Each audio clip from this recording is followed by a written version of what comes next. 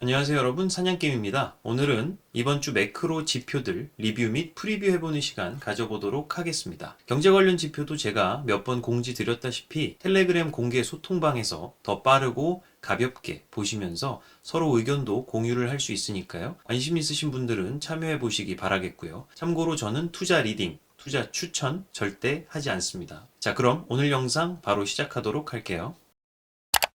네, 2월 27일 밤 10시 30분, 어제죠. Durable Goods Orders, MOM, 발표가 됐습니다. 내구재 주문 건수인데요. 24년 1월치가 발표가 됐었어요. 근데 전월 대비해서 컨센서스가 마이너스 4.5% 감소였는데, 실제 발표치는 마이너스 6.1%로 컨센서스를 꽤나 하회한 모습이었습니다. 네, 그래프로 살펴보시면 퐁당퐁당 하다가 작년 12월부터 올 1월까지 하락 흐름이 약간 가속화되는 게 아닌가 라는 생각이 들죠. 내구재라는 것은 경제 흐름과 밀접한 관계가 있습니다. 운송 장비를 비롯해서 자동차, 관련 부품, 금속, 가전, 자본재 등등 품목당 가격이 꽤나 높고 한번 구매하면 오랫동안 사용할 수 있는 그런 재화들을 의미하죠. 네, 아무래도 경제 흐름이 좋지 않다 보면 개인 또는 기업들의 주머니 사정도 점점 좋지 않게 되고, 개인들은 소비를, 그리고 기업들은 투자를 줄이게 되겠죠. 그렇게 되면 가장 먼저 줄이는 게 좀 비싼 재화들입니다. 필수 소비재들은 다들 아시다시피 잘 줄어들지 않죠. 자, 근데 이런 내구재 주문 건수가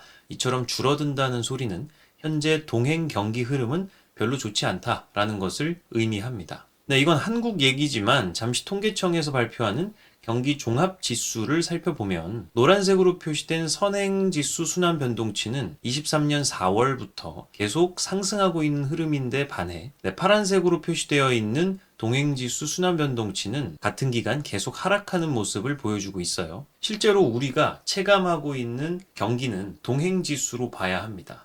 선행지수는 앞으로의 경기가 어떻게 될 것인지를 예측하는 지표고요. 투자에는 선행지수가 그래서 더 유용하긴 하겠죠. 자, 어쨌든 이처럼 미국도 경기 동행지수는 그다지 좋지 않아 보인다. 네, 이렇게 판단을 해도 될 것 같습니다. 자, 조금 더 자세히 내구재 주문 건수를 살펴보면 Transportation Equipment, 운송 장비 쪽이 16.2% 감소했다라고 나와 있어요.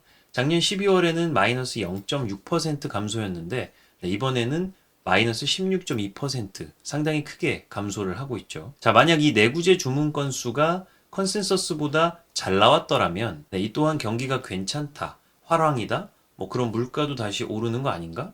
그럼 금리 인하는 점점 늦어지려나? 이러한 사람들의 생각들이 많아졌을 겁니다. 그런 재과열에 대한 우려를 식혀주는 그러한 발표가 아니었나 싶어요. 자, 그리고 두 번째로는 오늘 저녁 밤 10시 반에 발표가 되는 미국의 4분기 GDP 경제 성장률 2차 추정치입니다. 네, 보시면 컨센서스는 3.3%입니다. 1차 추정치가 3.3%로 발표가 됐었거든요. 자, 미국의 4분기 성장률이 꽤 괜찮았죠? 3.3%라는 건 연율화 시킨 수치입니다. 우리나라랑은 계산법이 조금 달라서 어림잡아서 이 수치에서 나누기 4를 하면 분기 성장률과 비슷하게 나와요. 3.3% 나누기 4를 하면 0.825%죠.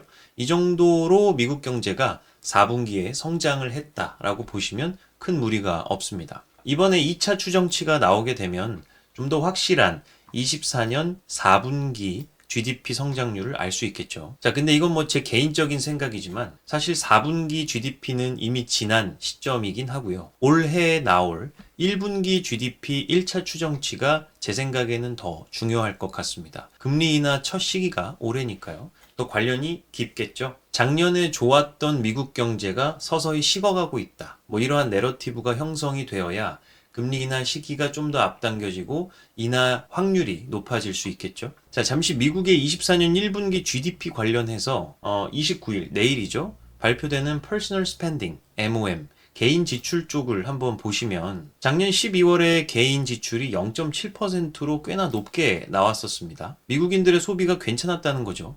약간 12월 효과도 좀 있고요.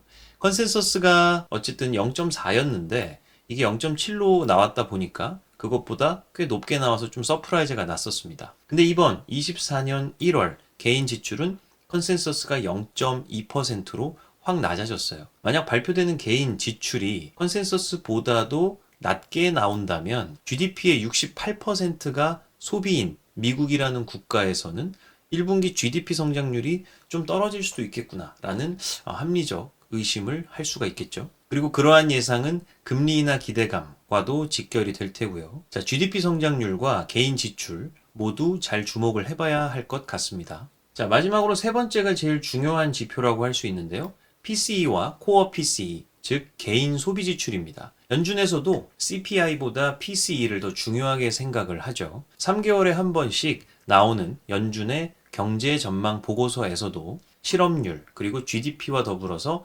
PCE 추정치가 항상 나와 있는 것을 보면 그 중요도를 우리는 가늠해 볼 수가 있고요.